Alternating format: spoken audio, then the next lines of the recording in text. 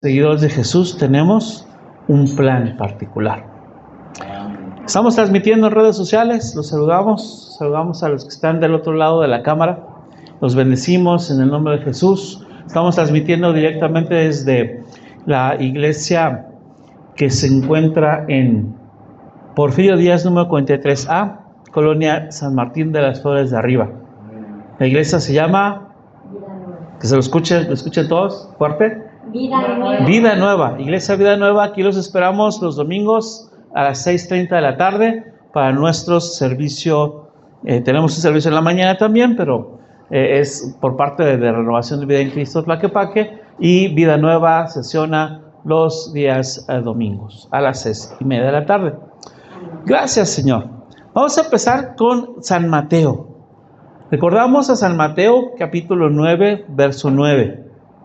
Una de las partes importantísimas, me gusta mucho Lucas, aunque me centré en San Mateo en esta ocasión, porque Lucas está enfocado en un Jesús que ora.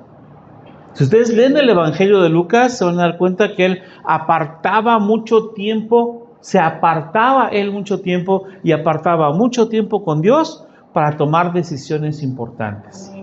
Se apartó toda una noche de oración para escoger a las 12 personas que iban a ser sus apóstoles. Imagínense entonces, interesante. Y bueno, en una sesión posterior, una sesión de oración, no fue casualidad, ¿verdad? No iba el Señor pasando por ahí y vio a un tipo llamado Mateo y le dijo: sígueme. El evangelista Mateo nos dice: pasando Jesús de ahí. Significa que no iba caminando por ahí. ¿Ven la diferencia? Pasando Jesús de ahí contra pasando Jesús por ahí implica que Jesús tomó parte de su tiempo, parte de su enfoque para caminar hacia donde se encontraba un sujeto llamado normalmente Leví. Los otros evangelios le llaman Leví, su nombre de pila, ¿verdad? Por ejemplo. Pero Jesús le cambia el nombre y le dice Mateo. Entonces vio un hombre llamado Mateo que estaba sentado al banco de los tributos públicos. O sea, era de Hacienda. Era de la Secretaría de Hacienda del SAT. Era del SAT. Y le dijo: sígueme. Y es muy sencillo. Mateo dice las cosas muy simples. Se levantó y le siguió. Es como decir que estamos, no sé, imagínense que justamente estoy en tiempo hora de oficina, en alguna oficina particular, ya sea de gobierno, ya sea de alguna empresa, y Jesús llega y me dice: sígueme. En ese momento me levanto, me doy la vuelta, dejo todo y vámonos. ¿Cuántos sueñan con hacer eso? Yo creo que muy poquitos. Porque, oye, pero ¿qué voy a hacer? ¿De qué voy a comer? ¿Cómo me voy a...? No es posible, siempre he sido un empleado adecuado, un empleado modelo. ¿Cómo voy a botar mi trabajo así como así? Señor, dame chancita de ir a Recursos Humanos a renunciar. No, Mateo se levantó, dejó todo, los libros, dejó las monedas, dejó las pesas, dejó los registros y dijo: ahí se ven, queridos romanos, me voy con mi maestro. ¿Sí? Hay una serie que salió hace ya algunos años, muy interesante, de la cual sustraje un pequeño video que nos habla de un Mateo emocionado, que no tiene mucho que ver el pasaje. Perdónenme, las series de televisión, como por ejemplo The Chosen, o la serie de AD, la Biblia Continúa, o Hijo de Dios, que son muy buenas producciones de Hollywood, de repente mezclan las cosas. Entonces ustedes se van a dar cuenta que hay un video en donde se habla de Mateo, pero en el video que no está directamente relacionado con lo que dijo Jesús, bueno, sí está relacionado, pero no en el tiempo, ¿vale? Lo que hicieron ellos, acomodaron dos cosas, dos pasajes en uno. Cuando Jesús pasa, le dice a Mateo: vámonos, sígueme. Pero también cuando habla del fariseo y el publicano que oran. Si ustedes recuerdan, el fariseo y el publicano que oran es una historia que Jesús habla predicando en el templo de Jerusalén. ¿Vale?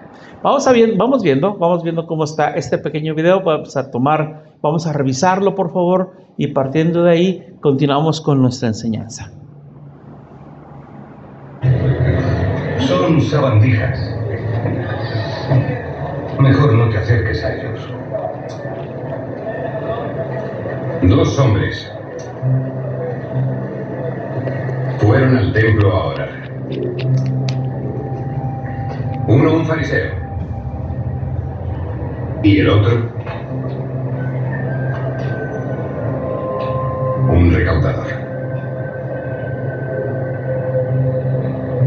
El fariseo rezó: Señor, te agradezco no ser como los demás, ladrones, adúlteros o este recaudador.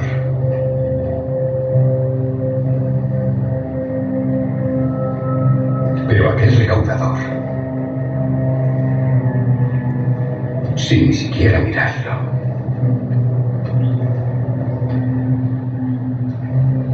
dijo: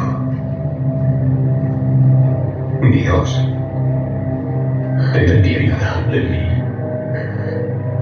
he pecado.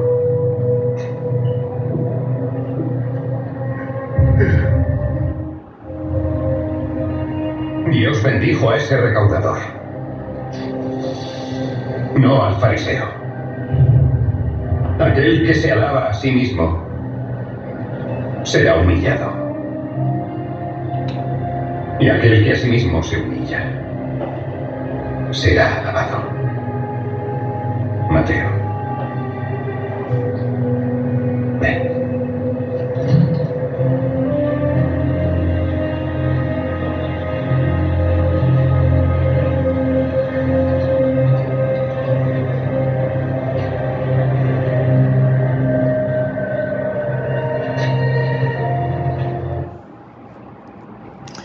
Hollywood tiene cosas muy hermosas de repente, aunque sí la saca un poquito de lugar, no de contexto, pero sí de lugar. Me encanta a mí esa serie, tuve la oportunidad de verla hace varios años.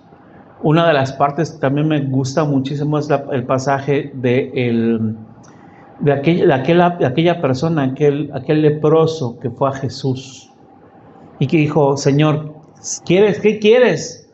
Quiero ser limpio. Sé limpio. Y lo limpió inmediatamente. Porque pues en esta cuestión, insisto, no es una representación artística de la Escritura, pero nos presenta a un Jesús muy humano, a un Jesús muy cercano a la gente. Yo crecí con el mártir del Calvario. No sé cuántos la conozcan. Los que ya pintamos canas, sí, seguramente se acordarán del mártir del Calvario. Era que llegaba Semana Santa y la pasaban en Canal 5, en Canal 8, en Canal 2, en Canal 12, en todos los canales sabidos y por haber, la repetían y la volvían a repetir. Y como en mi familia era es Jueves Santo, es Viernes Santo, no puedes hacer nada, no puedes lavar un plato, no puedes clavar un clavo, no puedes pegarle a una pelota, a ver tele. 5 o 6 veces en cada Semana Santa nos tocaba ver el mártir del Calvario. La actuación fenomenal de Enrique Rambal, pero presenta a un Jesús que casi flota. Bienaventurados aquellos pobres de espíritu. Y hablaba así como con una elocuencia, pero no se veía un hombre común, un hombre como nosotros. Ahí, digo, no es un hombre común, es un gran hombre, ¿verdad? Pero es un hombre que se acercaba tanto a la gente. Por eso a lo mejor me gusta, porque yo crecí con una versión distorsionada de Jesús, que era como un gurú que estaba por encima de todos, y como que flotaba, y apenas sí tenía misericordia, pero no se mezclaba. Y en esta serie que acaban de ver, es un Jesús que abraza, un Jesús que toma las manos. ¿Se imaginan esa? Vamos a ver qué cuestión importante tiene que ver el hecho de que esta representación gráfica, esta representación artística genere que Jesús haya tocado la mano de Mateo, llamado Leví, ¿verdad? Primer punto, los publicanos eran lo peor, que es lo peor de lo peor, ¿verdad? Eran los pecadores más pecadores del mundo mundial en el tiempo de Jesús. Los veían como, ¿qué pasó? Primer punto, los ven como enemigos, como traidores, porque servían a los conquistadores romanos. Primero que nada, todos los que vemos, si alguien tiene un primo en el SAT, luego no le queremos hablar porque son los que cobran los impuestos. Pues este Mateo era de ellos, de que cobraban los impuestos. Punto número 1, amigos de los romanos, enemigos de los judíos, aliados de los enemigos. Estaban en contra de su pueblo, estaban atosigando a su pueblo por obtener ganancias para Roma. Pero había una cuestión importante. Ahí había un porcentaje específico que cobraba Roma. Pero aparte de la misma, Roma no le pagaba al publicano. Lo que el publicano tenía que ver cómo se las ingeniaba para, como decían en mi rancho, para agarrar unos clavitos. Y esos clavitos se volvían clavotes. Y de repente ya tenían casas grandotas y casas muy lujosas. ¿Por qué razón? Pues porque se clavaban en la parte del pueblo, ¿no? Cualquier parecido con los políticos de México es pura coincidencia. Eran mentirosos, deshonestos, injustos, e incluso asumían derechos que solamente le pertenecían a Dios. Torcían la ley. Por ejemplo, en el pasaje donde estamos platicando acerca de cómo oraba el fariseo y cómo oraba el publicano, el fariseo se levantaba y decía: gracias, Señor, porque no soy como estos, porque me has permitido ser santo, apartado para ti. Estoy parafraseando, ¿verdad? Porque yo ayuno 2 veces por semana. La ley en Levítico decía: tenemos que ayunar 1 vez al año. Pero si eso es santo para Dios, que ayunes. No, pues yo voy a ser más santo, déjame hacerlo 2 veces por semana. La Biblia habla en la ley que teníamos que tomar el 10% de lo que recibíamos de Dios para darlo al templo. En aquel entonces mucho de ello era en especia. En el Antiguo Testamento era en especia. La gente tenía gallinas, tenía vacas, tenía becerros, sembraba maíz, sembraba trigo, y el 10% de eso era destinado para que se sustentara el templo. Evidentemente, en el tiempo de Jesús hay mucho más cuestión le llaman normalmente currencia, ¿no? O sea, que es que hubiera monedas que estuvieran caminando y que ahora ya no es, te cambio 2 kilos o 2 efas de sorgo por un litro de vino. No, ahora era a través de monedas, te cuesta 1 denario, te cuesta 2 dracmas, te cuesta tanto dinero, como en nuestra actividad, más cercano a nuestra actualidad. Entonces el punto aquí es que ellos, que el diezmo obviamente del Nuevo Testamento se va un poquito más a lo que ganas. Porque mucha gente, por ejemplo, me imagino, por ejemplo, un siervo, un esclavo que trabajaba en el campo, se iba a piscar algodón como allá arriba, como allá en Estados Unidos. Ese algodón no es de él. Él no puede apartar 10% del algodón que pisca para entregarlo al templo, porque le dan un salario puntual y el 10% de ese salario es el que destina justamente para dárselo a Dios. Había una cuestión tan importante en estos casos, hermano, hermana, que había el detalle. ¿Por qué decíamos que asumían derechos que solamente le pertenecían a Dios? Porque el diezmo de la religión judía era solo para Dios. Y el impuesto que se generaba a gobernantes humanos era un abuso y una negación de los derechos de Dios. Tan era así que una de las palabras más ofensivas para una persona en la Biblia era dirigida al publicano. Perro. Así le llamaban los judíos a los publicanos. Los ataban como si fueran literalmente perros de la calle. Eran lo peor de lo peor. Imagínense que llega Jesús. Imagínense que esa escena fuese real. Llega Jesús, le habla con ternura, le toma las manos y prácticamente lo abraza. ¿Cómo queda Jesús delante de los demás? Pues obvio, eso le dio una fama. Amigo de publicanos y de borrachos, ¿cierto? Y de prostitutas. Y vamos a ver cómo Jesús hace algo hermoso en la Biblia.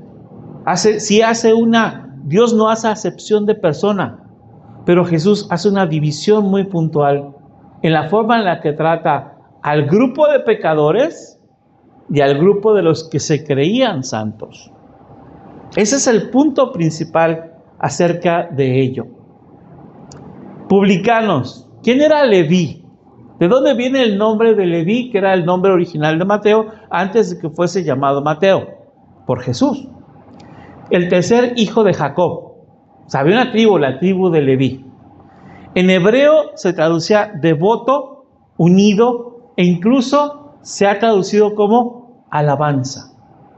Leví era uno de los que participó en su momento, el Leví original, en la conspiración para querer matar primero a José. Y después se arrepintieron y mejor, espérense, no lo maten, mejor lo vendemos como esclavo a Egipto. También él estuvo presente en la reconciliación, Leví. Y de la tribu de Leví viene los levitas. ¿Quiénes son los levitas? Aquellos que sirven en el templo. Los que podían, de ahí salían sacerdotes, de ahí salían sumos sacerdotes, de ahí salían personas que estaban trabajando en la alabanza, e incluso las personas que podían, vamos a decirlo así, que estar haciendo la limpieza, el aseo del templo.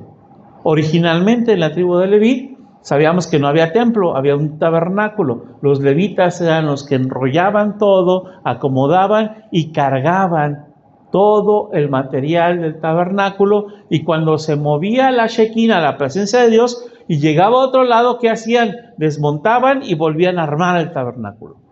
Solamente los levitas. Pero este Leví en particular era un publicano, considerado un hombre inmoral, un hombre injusto, un hombre avaro, que quería dinero. Por eso pusimos ese señor, que está ese viejito. A lo mejor ustedes lo conocen en una película que se llama Cuento de Navidad, que le llaman Scrooge. Si hay una persona que es mala y nunca quiere a la gente, solamente quiere dinero. Sediento de dinero, con una mentalidad absolutamente mundana. A ese Leví le preocupaba más tener riqueza que la gente. Como a todos los publicanos. No me importa si tienes o no, pagas. Y si no pagas, te embargo. Y si no, incluso una de las cuestiones, de ahí salía la esclavitud. Si alguien no tenía para pagar, te quito todo lo que tienes, te voy a dar a cierta persona para que trabajes en su casa, solamente te vamos a dar alimentos. Todo el sustento que necesites lo tendrás, pero tu salario se va para pagar tu deuda. En la Revolución Mexicana pasaba algo similar con las tintas de raya, ¿verdad? Casi llegábamos al momento de una esclavitud. Una persona hosca, dura, difícil de tratar, amargado. Pues imagínense que no va a ser amargado si todo el mundo está diciendo, ¡ay, va el perro! Y no era como el comentarista de fútbol, ¿no? El perro Bermúdez, que se lo dijeron por su aspecto y se reían de él, pero terminó aceptando ese apodo. No, el decirle perro en aquel entonces a esta persona implicaba una ofensa grandísima. Ahí va ese ladrón, ahí va ese. Checa lo que dijeron, lo que decía el fariseo en el video. Son como salamandras, son como alimañas, son como bichos raros. Y aparte, el único propósito en la vida que tenía era acumular riquezas. La vida nos da algo bien importante, hermanos. Nos da una riqueza que a veces no aquilatamos. Una riqueza que a veces no agradecemos. Y hay gente tan rica, tan pobre, pero tan pobre que lo único que tiene es dinero. Y cuando esa persona muere, sus descendientes parecen urracas, parecen cuervos, parecen aves de rapiña para robarse, para ver qué me toca de la herencia. Y eso es peligroso. Pero al final de cuentas, así era ese Mateo, así era ese Leví. Un hombre rico, pero sin propósito. Un hombre con dinero, con una casotota, pero que estaba en un barrio aislado de la ciudad, sí, muy, muy importante, pero ahí no había paz. No hay como estar uno en su casita, recostado, encomendándose a Dios y decir, gracias que me has dado un día nuevo. Yo me imagino que este cuate no podía leer, no podía escribir, no podía dormir, perdónenme. Pero Jesús le cambia el nombre, le llama Mateo, y a partir de ahí ya no se oye más que le digan Leví. En otros evangelios hablan acerca de eso. Pero fíjense, el evangelio de Mateo, él nunca se autodeclara Leví. Es en los otros evangelios dice, había un hombre llamado Leví y después fue llamado Mateo. ¿Qué significa Mateo? Regalo de Jehová. Leví era alabanza, pero Mateo se cambia regalo de Dios, regalo de Jehová. Y una parte importante es que en la cultura hebrea y en la Biblia el nombre tiene una importancia muy grande. ¿Cómo se llama Jacob? ¿Qué significa Jacob? ¿Alguien se acuerda? ¿No? Jacob, nació, tenía un gemelo, o un cuate, ¿no? Porque no era gemelo, ya muy velludo, de pelo rojizo, que se llama Esaú. Hijos de, los dos hijos de directamente, ¿alguien se acuerda? ¿Cómo se llama? Abraham tuvo un hijo, ¿cómo se llama el hijo de la promesa? Isaac. Y los hijos, Isaac tuvo dos hijos, Esaú y Jacob. La palabra Jacob habla de su nombre. ¿Cuál fue su primer acto de vida de Jacob? Pescarse del talón de su hermano. Dice que la mujer estaba dando a luz, sacan al niño, sale Esaú, el primogénito, pero atrásito estaba el cuate agarradito, pescado del piecito del otro hermano. Y Jacob, su primer nombre, su primera aproximación es el que se agarra o el que se toma o que se aferra al calcañar. Que para nosotros no nos hace mucho sentido esa palabra calcañar, pues más bien el que se agarra del talón. Y eso implica que desde ahí dentro del vientre de su madre ya quería usurpar la primogenitura. Por eso a Jacob se le llamó el engañador. E incluso hay otras personas que lo traducen como el usurpador. ¿Por qué? Porque robó la primogenitura, hizo un teje y maneje para robar, para fraudear con la primogenitura de el hijo de los hijos de Isaac.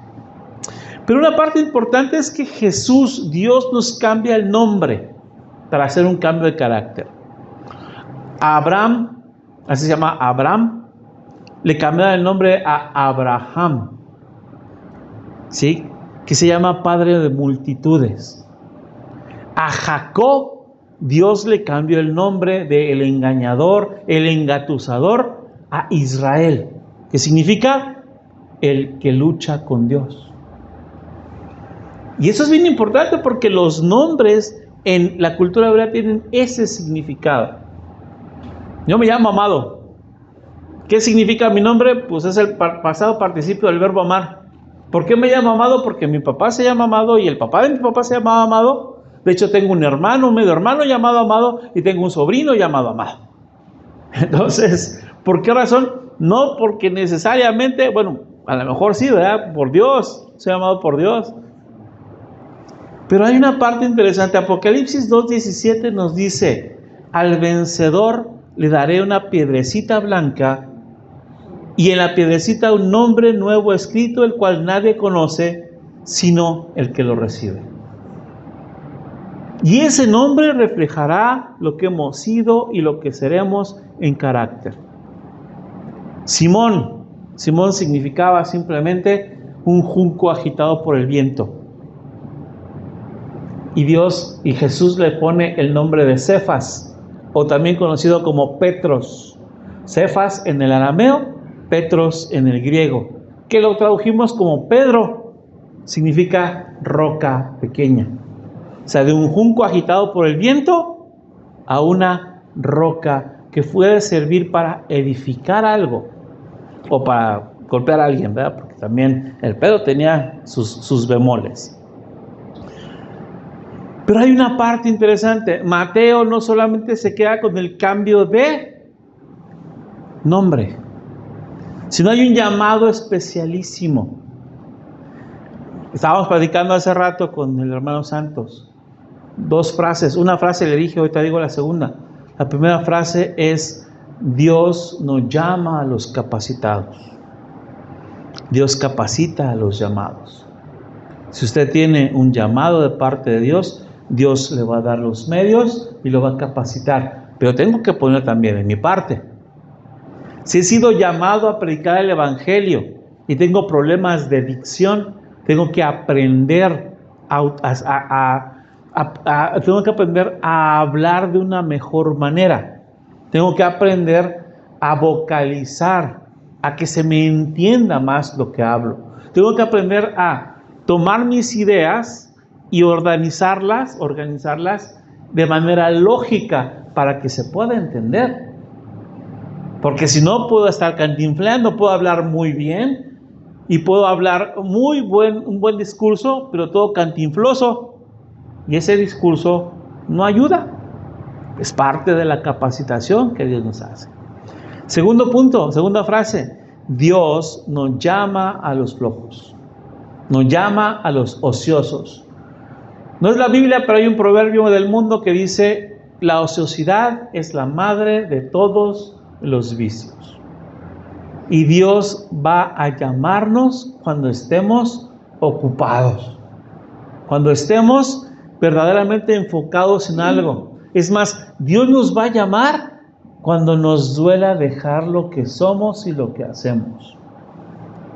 Si alguien es empresario y Dios le hace un llamado, Dios le va a llamar a abandonar la empresa en pos del evangelio. Qué difícil, ¿verdad? Si yo soy banquero, no lo soy. Pero si yo fuera banquero y Dios me llama al evangelio, deja el banco y vámonos. Deja la albañilería y vámonos a predicar. Deja la carpintería y a predicar. El mismo Señor Jesucristo tuvo un oficio durante sus primeros 30 años, los dejó de lado porque tenía un llamado más grande, y más grande que cualquiera de nosotros, porque Él no solamente predicaba, Él vino a dar su vida por los pecadores. Amén. El llamado es: sígueme. Vamos a ver Mateo 14, 18 al 20. Mateo 14, 18 al 20. Habla en este caso de otro llamado. Andando Jesús junto al mar de Galilea, que era un lagote grandotote, más grande que el de Chapala, por eso a lo mejor le decían mar de Galilea, vio a 2 hermanos, Simón, llamado Pedro. Simón no se llamaba Pedro en ese momento, Simón fue después llamado Pedro. Y Andrés, su hermano, que echaban la red en el mar porque eran pescadores. ¿Eran qué? Pescadores. ¿Y qué estaban haciendo? Pescando. Estaban chambeando, ¿verdad? Estaban aventando la red porque estaban justamente queriendo traer su trabajo. Y les dijo: venid en pos de mí y os haré pescadores de hombres. Y chequen la respuesta. Y ellos entonces, dejando al instante las redes, y quiero pensar el barco, y quiero pensar que se salieron del agua, le siguieron. Hay un precio que hay que pagar por seguir a Jesús, y es parte del negarnos a nosotros mismos. Porque a veces mis títulos son mayores. Es que yo soy pescador. Soy pescador, pero de profundidad. O no soy carpintero, soy ebanista, porque hago cosas muy hermosas con la madera. ¿Sabes qué? No soy albañil, soy maestro de obra. Es más, ya soy arquitecto, porque ya me puse a estudiar como arquitecto. Soy ingeniero, soy licenciado, soy lo que yo sea. Soy dueño de esta empresa. Lo que yo sea no es tan importante como el llamado que Dios nos hace. Y el negarnos a nosotros mismos, decía Pablo, ¿se acuerdan? Soy fariseo de fariseos. Es más, aparte de ser súper fariseo, también soy discípulo de Gamaliel, el mejor maestro de la ley. Vivo en ese momento. ¿Y saben? A lo mejor puedo decir, tengo tantos doctorados. ¿Saben qué? Soy profesor universitario de la Universidad de Jerusalén. Y todo eso, dice Pablo, lo he tomado por basura. ¡Wow! Porque se nos sube el ego. Porque a veces somos lo que hacemos, a veces somos lo que tenemos, o a veces somos lo que anhelamos. Pero realmente somos hijos de Dios. Y si somos llamados, todo lo demás solamente fue una preparación previa que Dios nos ha hecho para el llamado más importante de nuestras vidas. Ya sea ser testigo, no de Jehová, testigo de Dios, ya sea testigo de Jesús, ya sea ser pastor, ya sea ser evangelista, ya sea ser salmista, lo que Dios nos haya llamado, lo más importante está por suceder. Por suceder. Chequen otro llamado, otros pescadores, casualmente, los hijos de Zebedeo. Mateo 4, 21 y 22. Pasando de ahí, vio a otros dos hermanos, Jacobo, hijo de Zebedeo, y Juan, su hermano, en la barca con su padre, con Zebedeo su padre, o sea, estaba el papá, que remendaban las redes, sus redes, y los llamó, y ellos, dejando al instante la barca y a su padre, le siguieron. ¿Hay alguien que viene de extracción católica? ¿Alguien fue católico primero antes de venir al evangelio? Yo sí. Bueno, disque. Mi padre fue católico. Fue católico. Y yo, así como usted. Disque, ¿va? Pero cuando llegamos al evangelio, ¿qué fue lo primero que hicieron nuestros padres? Bueno, normalmente mamá. Porque mamá le echa un poquito más de llanto y le echa un poquito más de emoción. No lo puedo creer. ¿Cómo estás abandonando las cosas que tanto te enseñé?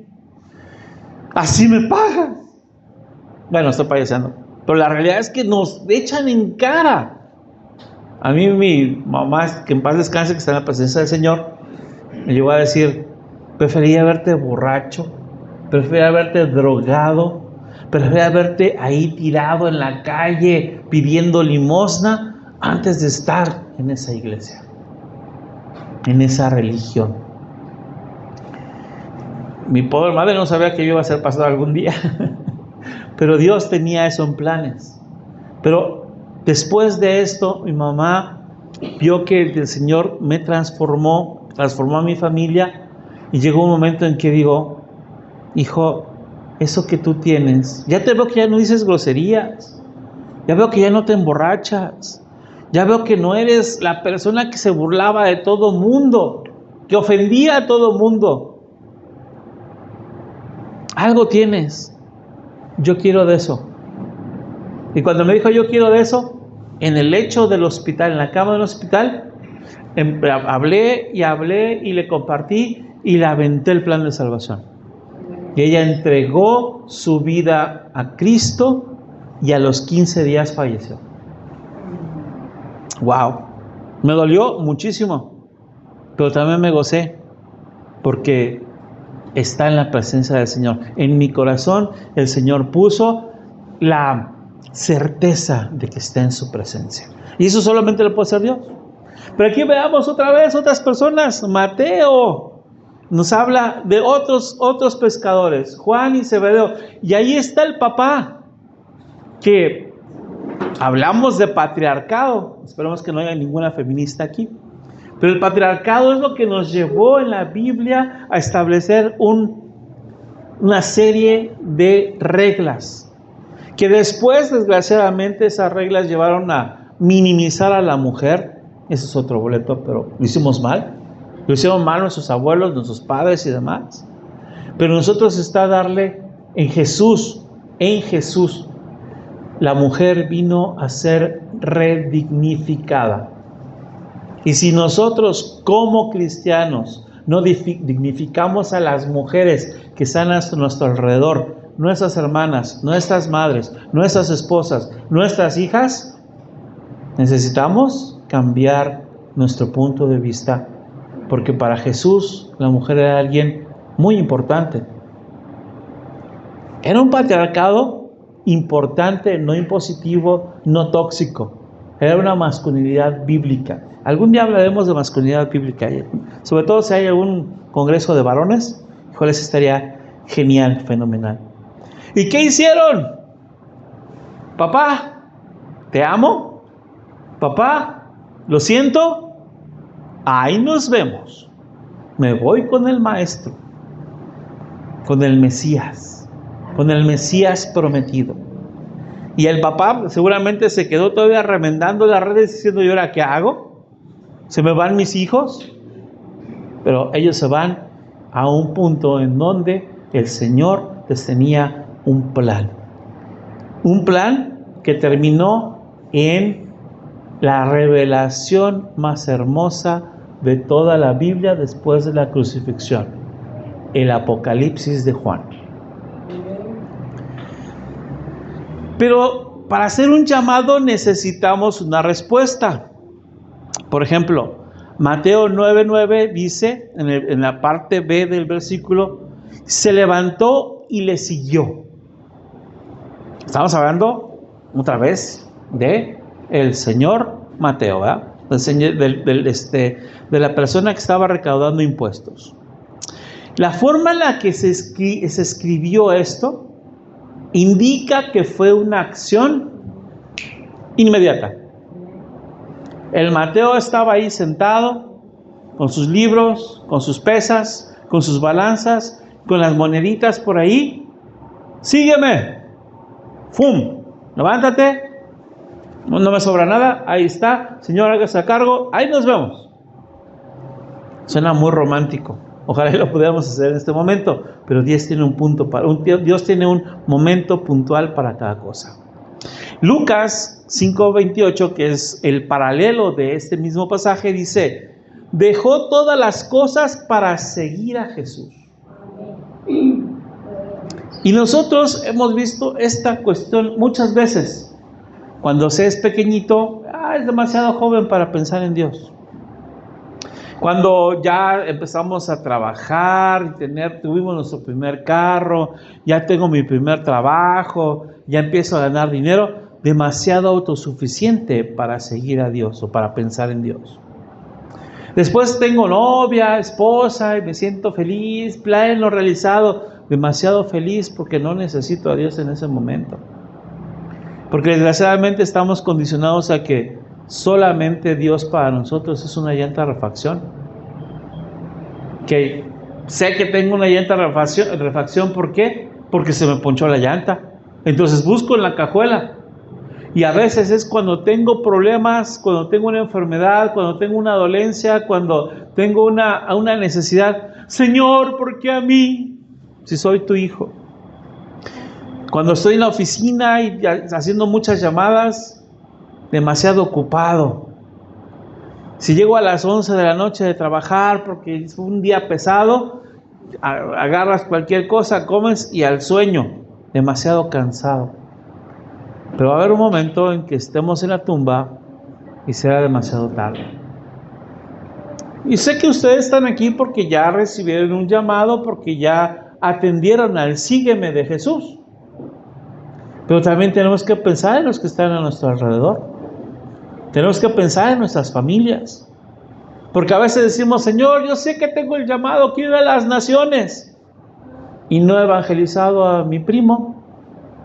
No he evangelizado a mi cuñado, no he evangelizado a mi hermano en la carne. Imagínense, no, sí, yo quiero ir a las naciones. ¿Qué dijo el Señor Jesucristo? Primero en Jerusalén, luego en Samaria y posteriormente al resto de la tierra. ¿Cuál es nuestra Jerusalén? Casa, familia, barrio. Ahí alrededor empiezo a evangelizar. Y después me moveré hacia el resto de la ciudad. Y después me moveré a las naciones. Pero primero empiezo por mi casa. ¿Qué pasa? Una parte interesante después de esto. Mateo tenía una casota. Y en Mateo 9:10 dice, aconteció que estando él sentado a la mesa en la casa, he aquí que muchos publicanos y pecadores que habían venido se sentaron juntamente a la mesa con Jesús y sus discípulos. Cuando recién nos convertimos, éramos evangelizadores natos. Oye, encontré a Dios, ven. Como diría el maestro, vengan y vean, venid y ved.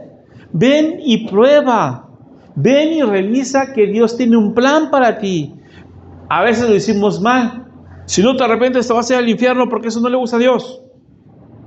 Pero la cuestión es que en el momento en que nosotros recibimos el perdón de Dios, lo primero que deben hacer nosotros es convidar, compartir. ¿Para qué me quiero quedar yo con esa bendición nada más? Si la bendición la puede ser extensiva a los demás. El problema es que a veces los muy religiosos no van a querer recibir, pero los muy pecadores son los que están más cerca de aceptar a Jesús. Y momentos como viene la Semana Santa, sacaron un chiste por ahí muy sangrón en una red, en un periódico, que México tiene un periódico que se llama Reforma. Pues hay una plataforma que se llama Deforma, que es básicamente puros chistes acerca de los chismes de la política y de lo que está pasando actualmente. Entonces ponen ahí, declara, eso es de parte del Deforma, declaración del arzobispo primado de México: el hecho de comer camarón te asegura la salvación. Ahora en Semana Santa. Obviamente están burlándose, es una broma. Y si comes pescado o algún otro tipo, por ejemplo, es un gran sacrificio que el Señor te va a tomar en cuenta.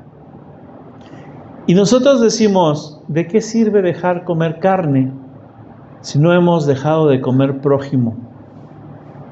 Porque sí, no comemos carne en Cuaresma. Bueno, nosotros no, yo sí como carne en Cuaresma. A veces ando diciendo, oiga, pues tiene otro tipo de clientes, ¿por qué no más ellos, va? ¿Y yo qué? Eso es discriminación.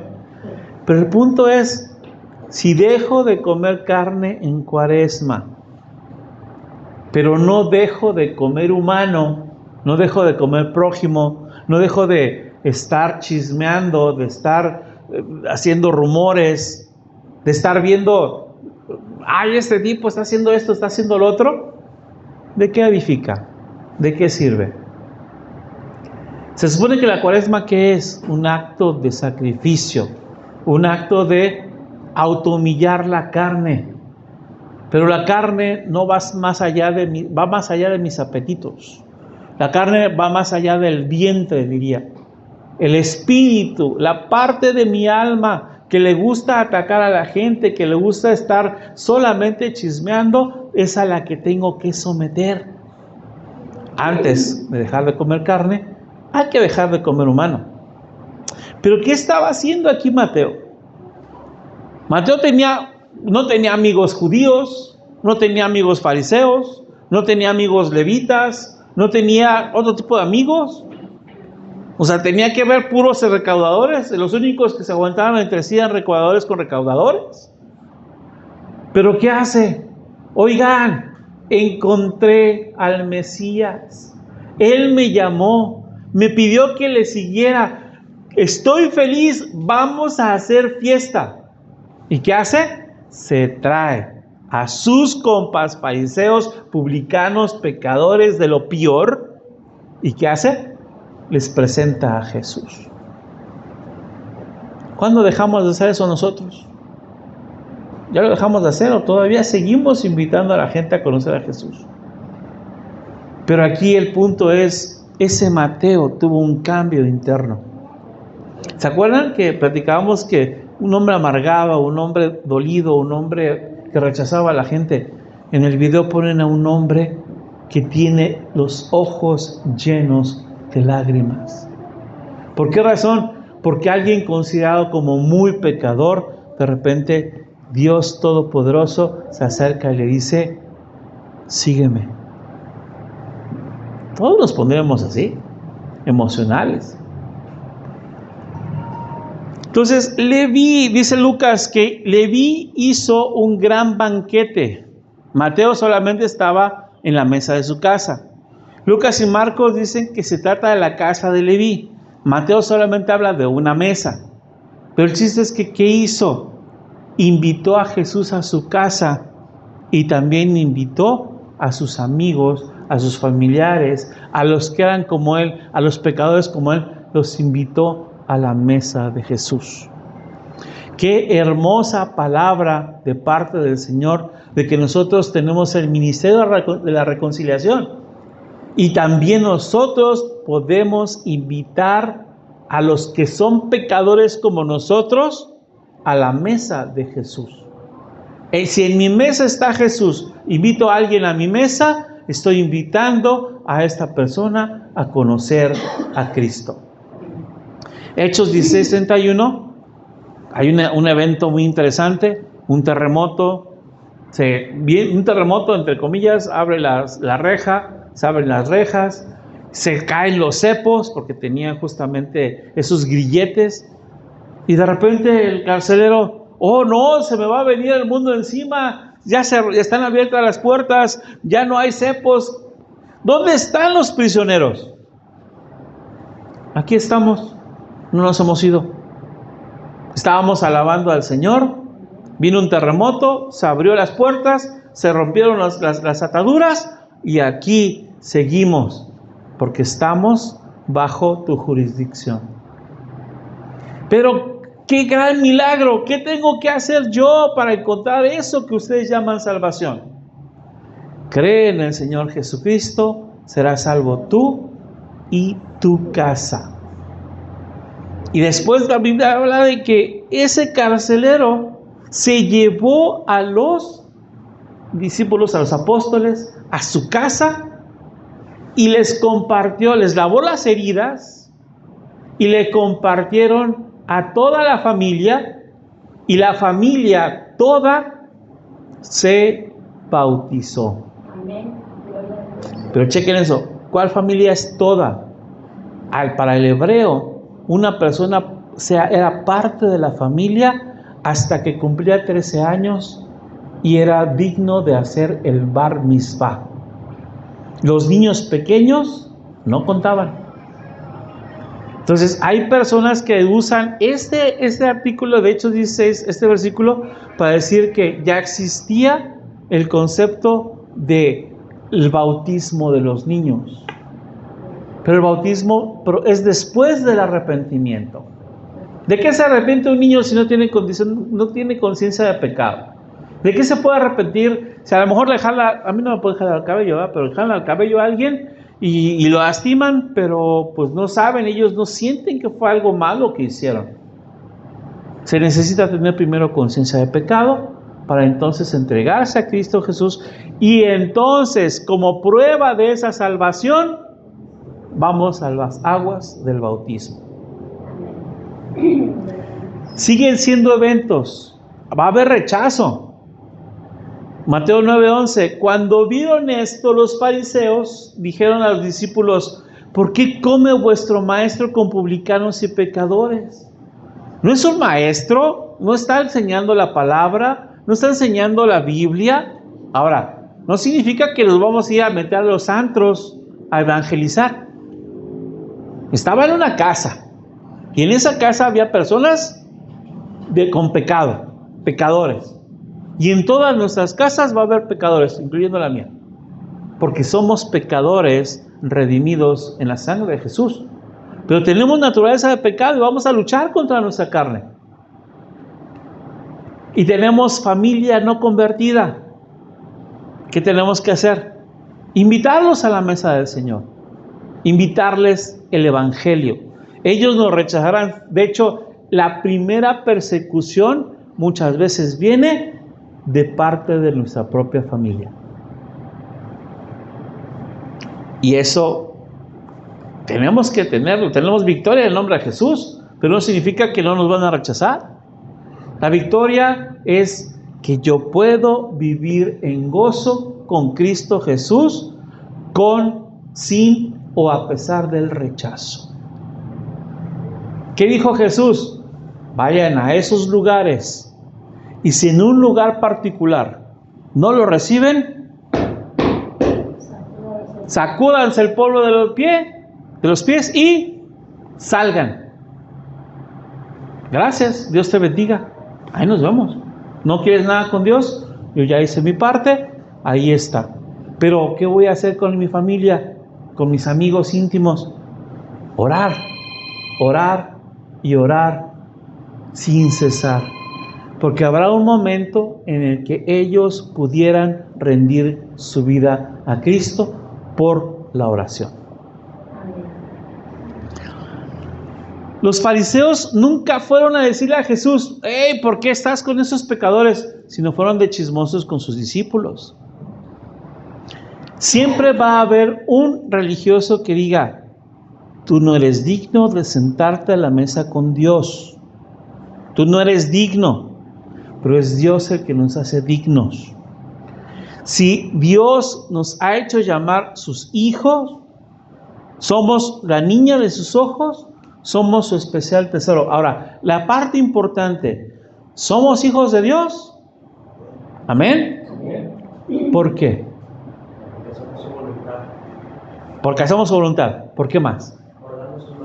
Mandamos sus mandamientos. Denme un versículo que nos diga cuál es lo que diferencia a los hijos de Dios de los que no son hijos de Dios.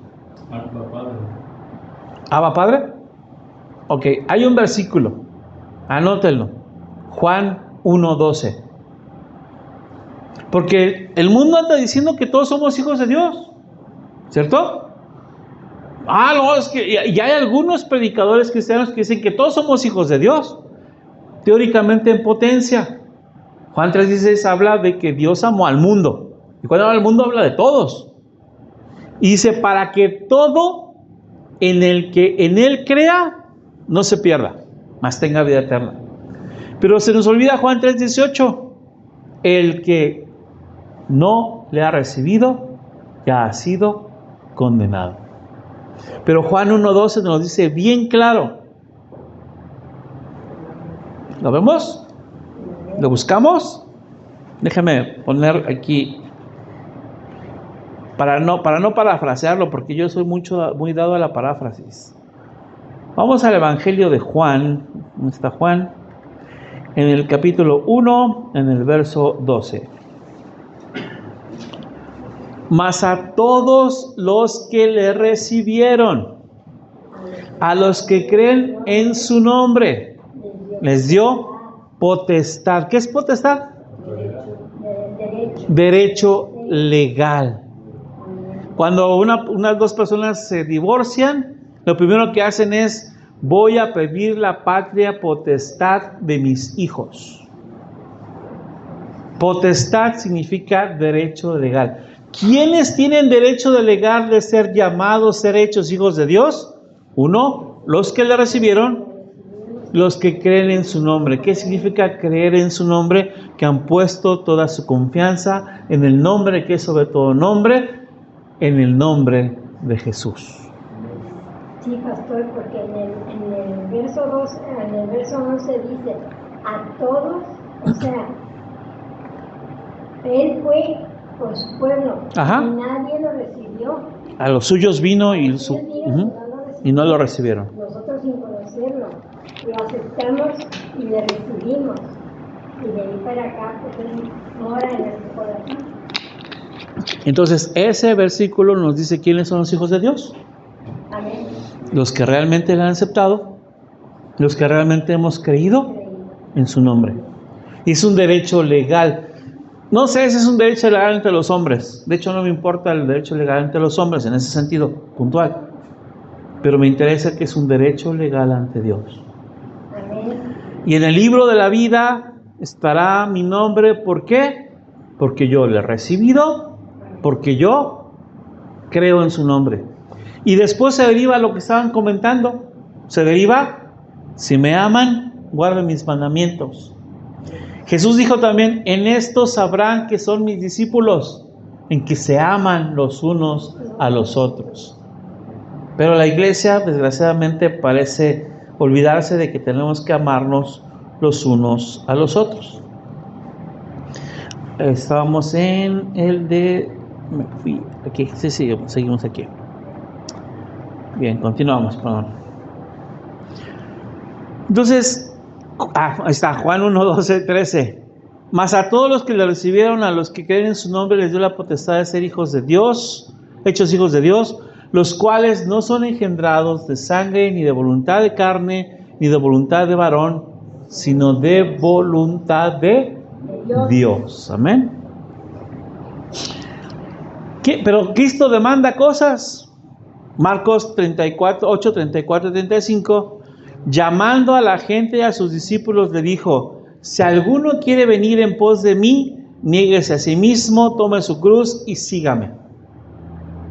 Porque todo el que quiera salvar su vida la perderá, y todo el que pierde su vida por causa de mí y del evangelio la salvará. Punto clave: tome su cruz. No. La cruz la tenemos cargando para todos lados.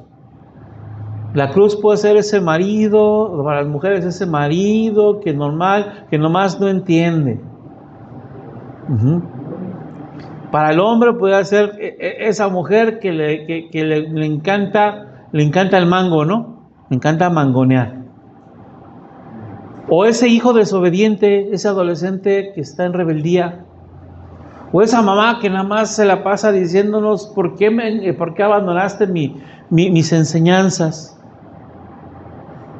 Ese jefe puede ser mi cruz. Ese jefe que es bien gandalla, que es bien mala onda.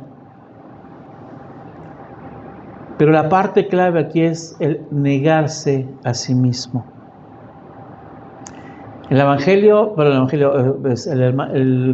apóstol Pablo nos decía: siervos, trabajen no como para agradar al ojo del amo, sino trabajen para agradar a Jesucristo mismo. Parafraseando. Ay, pero qué difícil. Está el jefe ahí y está uno trabajando a 150 por hora. No está el jefe y dicen: ay, cuando no están los gatitos, cuando no está el gatito, los ratones salen a jugar. Es una tendencia natural del ser humano. Pero la Biblia dice: niégate a ti mismo. Entonces, ¿qué hago? Voy a trabajar igual de fuerte, igual de bien, igual de eficiente, esté o no esté mi jefe a un lado. Porque yo no voy a trabajar para el jefe, para agradarle al jefe o para taparle el ojo al macho. Voy a trabajar porque estoy trabajando para la gloria de Dios. Y todo lo que hago, lo hago por Él. Mateo 10, 37, no sé por qué dice 37, 38. El que ama a padre o madre más que a mí no es digno de mí. El que ama a hijo o hija más que a mí no es digno de mí. Y el que no toma su cruz y sigue en pos de mí no es digno de mí. E incluso en otro lado dice, aquel que está en la obra con manos en el arado y está volteando hacia atrás, no es digno de ser mi llamado, mi discípulo. Y eso no significa que... Hay otro versículo en Marcos que dice, el que no aborrece a madre, padre, hijos o hijas, no es digno de ser mi discípulo. Pero la palabra aborrecer no es que los odiemos o que los aborrezcamos realmente, sino que tengamos que poner a Cristo Jesús, nuestro Señor, nuestro Dios, nuestro Salvador, siempre por encima de nosotros. Y por encima de cualquier cosa en esta vida. Pero Él entonces, ¿qué ofrece? Ofrece una guerra contra el mundo, una guerra espiritual, una guerra incluso contra mi familia, porque mi familia me va a demandar el día de mañana que yo haga algo, pero yo voy a hacer algo por Dios, y a veces vamos a entrar en conflicto con la familia, pero Él ofrece una opción. La opción de ser salvos. La opción de dejar de ser esclavos del pecado. La opción de ser esclavos por amor. Esclavos de ese Señor todopoderoso, amoroso, misericordioso, que se llama Cristo Jesús. Él ofrece una cruz. No para que yo vaya y me crucifique como los filipinos ahora que viene Semana Santa. Si ustedes ven noticias, de repente en Filipinas hay gente que literalmente se deja colgar en la cruz y le clavan clavos y todo el rollo. ¿Y eso para qué? ¿Es una manda? ¿Voy a pagar mis pecados? ¿Voy a hacer esto? Digo, a lo mejor es como lo extremo, pero hay lugares aquí mismo en Chiapas, en Oaxaca, en donde se ponen un hato de hierbas con un montón de espinas, se lo ponen en la espalda y van sangrando la espalda, caminando por todo el pueblo, kilómetros y kilómetros, para expiar sus culpas. Bueno, estamos hablando de Oaxaca, ¿por qué no nos vamos lejos? Aquí mismo en Jalisco, hay un pueblo en Jalisco que se agarran a riatazos, ¿no? ¿Se han escuchado? Por ahí escuché que hay un pueblo en el cual se agarran con unas riatas, con unos, ¿vale? ¿Aquí es en San Martín? No sé, pero no supe dónde, fíjate, pero la cuestión es que yo escuché que sí, que se agarran con una riata y a cuerazos empiezan a... pero el chiste es que no se pegan a sí mismos, si le pegan a alguien más, para castigar el pecado. Eso no es negarse a sí mismo. Pero algo bien hermoso, hermanos. Jesús nos ofrece una aventura. Amarle, seguirle, estar con Él, es una aventura que vale la pena vivir. Si hay alguna cosa en nuestras vidas que todavía no hemos entregado a Dios, a Jesús, es el momento. Es el momento de declarar la victoria sobre el mundo porque yo me rindo a Jesús. Es el momento de declarar victoria sobre el pecado porque me he rendido a Jesús, me he negado a mí mismo y he tomado mi propia cruz. Si hay algo que yo no he hecho aún, no le he soltado a mi familia, no le he soltado mis problemas, no le he soltado mi trabajo, no le he soltado mis finanzas, hoy es el día. Así como hubo un día que se nos declaró, hoy es el día de la salvación, hoy es el día en que podamos dejar cosas atrás que seguimos arrastrando, ponerlas a los pies de Jesús y clamar que Él tome control de su vida. ¿Están conmigo? ¿Les parece si lo hacemos en una oración?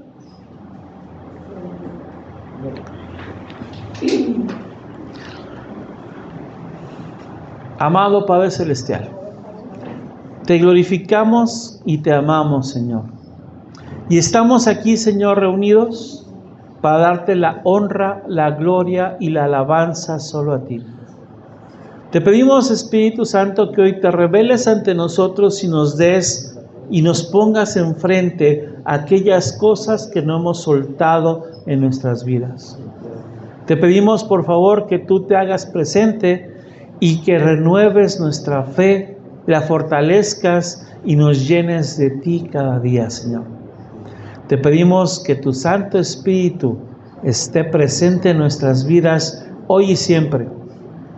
Te pedimos, Señor, por favor, que tú nos guíes y nos digas qué no te hemos entregado para que podamos hacerlo hoy.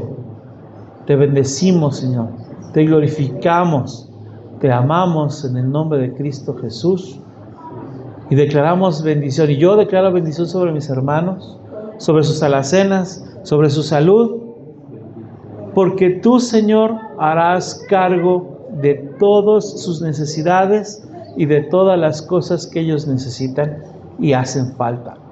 Gracias, Dios, porque tú tienes el control y te damos gracias porque en ese control nosotros podemos tener reposo, descanso, gozo y paz. Gracia y paz a ustedes, queridos hermanos, en el nombre de Jesús. Amén.